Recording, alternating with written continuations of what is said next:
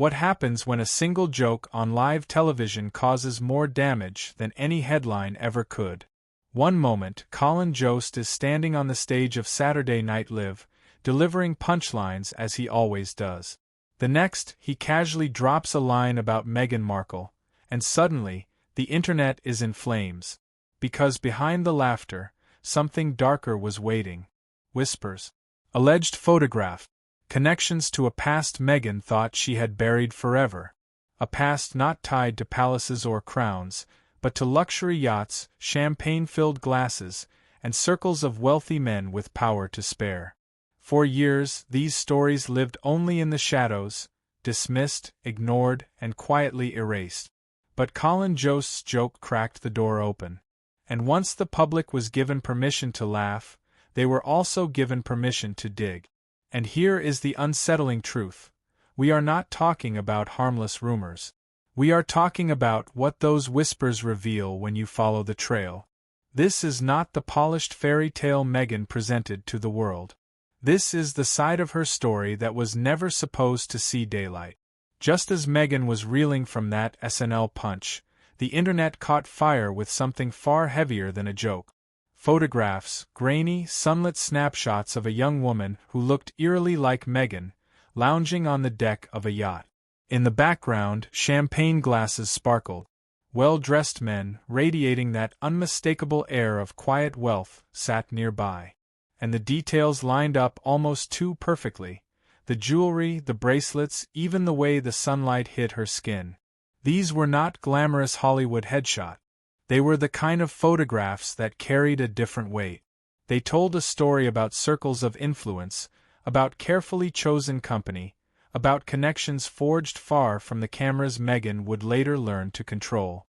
For years, whispers of her yacht girl days floated around gossip blogs and were whispered about at industry parties, but they never broke into the mainstream. Not while Meghan was the glowing duchess, wrapped in the shine of a royal fairy tale. Back then, the public was far too invested in palace drama to care about anything else. But now? Now, with Meghan's honeymoon period with Hollywood long over, the timing was brutal. These resurfacing photographs were not just images. They were a weapon. They were rewriting her story. Suddenly, the Duchess who built her brand on authenticity and hard work looked like someone who had been playing a very different game long before the world was watching.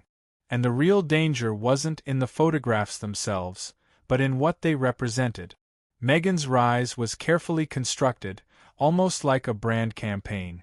She went from struggling to land small acting roles, to becoming a duchess, to standing on global stages as a voice for women's empowerment. Her story was polished into a narrative of survival, resilience, and authenticity. But here's the thing about brands. They are fragile. They can survive scandal. They can even survive controversy. But what they cannot survive is contradiction. And those yacht photographs, whether real or staged, were the ultimate contradiction. They clashed directly with the very foundation of Meghan's image. Her narrative had always been about climbing through sheer determination, about breaking barriers and earning credibility through struggle. But those images suggested something else entirely, that her climb may not have been about struggle at all, but about strategy. And when a brand built on truth begins to look calculated, it does not just wobble. It crumbles. At that moment, Meghan Markle was no longer just the actress, no longer just the Duchess. She had become a product, and that product had a crack running straight through its core. As the storm grew louder, Meghan's team tried one thing: control. According to sources, phone calls were quietly made to editors. Journalists were contacted with polite but firm requests. Even decade-old lifestyle articles were flagged for removal, anything that painted a different version of Meghan before royalty became off-limit. But here is the problem. Erasing the past rarely looks like protecting privacy. It looks like hiding something. And once people believe you are hiding something, they do not stop digging. They dig harder. Every deleted article made the whispers louder. Every missing piece of her old life was treated as evidence. The more her team tried to clean the image, the dirtier it looked. When scandal erupts, there are usually two ways to handle it. You either fight back fast and hard, or you drown it out with an even bigger story. Meghan's team did neither. Aside from those quiet requests, there was no statement. No denial. No legal threats. Nothing. And in today's world, silence does not calm the fire. It fuels it. When the photographs spread and Jost's joke was still echoing across social media, people began asking the obvious question. Why isn't she saying anything? If those pictures weren't of her, why not shut it down immediately? Why not sue the outlets publishing them? Why not demand retractions? But there was only silence. Just radio static. And silence, in the age of instant news, is never neutral. It is suspicious. Sources close to Meghan's camp insist the decision was strategic. A denial, they believed, would give the story more oxygen. A lawsuit could drag everything into a courtroom. So they chose to wait it out. But instead of suffocating the story, the silence did the opposite. Curiosity hardened into conviction. Doubt turned into belief. And with every passing day, Meghan's carefully crafted brand was not just questioned, it was rewritten. Her most loyal defenders, journalists, influencers, and old allies, suddenly had no script. No one knew what to say anymore. And without defenders, Meghan was left exposed, vulnerable to the storm with no shield around her. But Meghan was not the only one under the microscope. The scandal pulled Prince Harry directly into the fire. Clips of him passionately defending Meghan against the British press, moments once seen as heroic, were now stitched side by side with those resurfaced yacht photographs. Suddenly, the prince who had given up his crown for love looked like a man who had been deceived. Harry gave up a crown, one headline suggested, for someone who may have treated him like just another role. The cruelty of that narrative was sharp. It did not only mock Meghan. It mocked the very sacrifice he made. And Harry himself began to look different. Sources claimed he appeared worn down, his shoulders hunched, his head lowered, moving through the world not as the confident prince people once admired, but as a man carrying more than stress, more than fame, as if he was carrying regret itself. This was the painful irony. Harry had left behind the monarchy, an institution built on tradition and control, to protect Meghan from cruelty. But now, the cruelty was no longer coming from the palace. It was coming from culture itself, from the jokes, from the whispers, from the images that refused to die. And the harder Meghan was hit, the weaker Harry appeared by association. He was no longer simply her defender. He had become collateral damage. Then came the blow Meghan never expected. Hollywood itself began to turn away. For years, she had been the darling of studios and executives, the royal rebel who defied convention, who became a global brand, who seemed untouchable. But Hollywood's power is built on perception, and perception can change in a single night.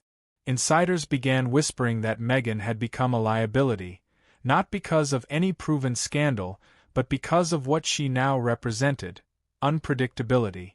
Executives do not mind drama. They will even embrace controversy, so long as it can be managed. But Meghan's story was spiraling far beyond anyone's control. The reaction was quiet, but it was unmistakable. Invitations disappeared. Her name slipped off prestigious panel lists. Brand partnerships went cold. Projects that had once been teased with excitement suddenly stalled in development. One insider described the shift like smoke rolling across a studio lot. You cannot see the fire, but you can feel the danger in the air. Meghan was not losing Hollywood because of solid evidence. She was losing it because of a feeling, an atmosphere of unease, a sense that the next explosion could come at any moment. And for an industry obsessed with control, that was enough to push her aside. The turning point came when even journalists who had once championed her began rewriting their work. Old glowing profiles were updated with cautious disclaimers. Publications quietly removed flattering spreads from her early career. Even those who had built her up were suddenly desperate to put distance between themselves and her name. It was no longer the tabloids attacking Meghan. Now it was the mainstream media. Her brand, once polished as a symbol of empowerment and authenticity, began to look more like the result of careful calculation. The image of a woman above it all was replaced by the idea of someone who had engineered every single step. Insiders described it as a shift in the atmosphere, a slow but steady pullback. No one wanted to risk going down defending a woman they could no longer explain. Meghan was not simply being questioned anymore. She was being abandoned. And then, as if the storm itself was not enough, came whispers of something even bigger, a documentary. Allegedly, early talks had begun about a project that could shine a direct spotlight on Meghan's past. The yacht allegations, the early connections, even voices from her old life, people who had remained silent for years, were rumored to be considering stepping forward. If the rumors were true, it would be devastating. Not because of what could be proven, but because of what could be implied. A public dissection of her character, played out on the very screen she once controlled through her own partnerships with Netflix and Oprah. Her legal team, according to whispers in industry circles, went on high alert, preparing for every possible scenario. But to the public, the irony was striking. The same woman who had sued newspapers for violating her privacy might now face the most public investigation of her life. And this is where the story lands. Meghan Markle, once a Hollywood actress, then a duchess, later a global brand, is no longer the author of her own story. She has become something else entirely, an investigation. Every move she makes, every missing friend, every scrubbed detail from her digital past is treated like evidence in a case file that does not officially exist, yet feels all too real. The damage is no longer about a single photograph or a single joke. It is about what those moments represent.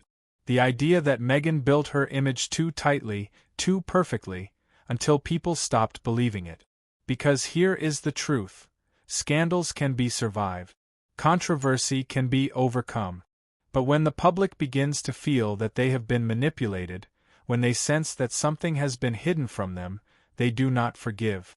They dig. And they will not stop until they either uncover the truth, or create one that sticks. Meghan's story no longer belongs to her.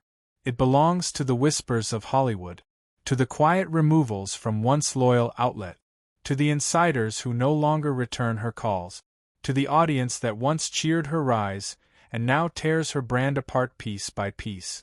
And as the credits roll on this chapter of her life, one thing is certain: Meghan Markle is no longer writing her story. The world is, and the world has only just begun.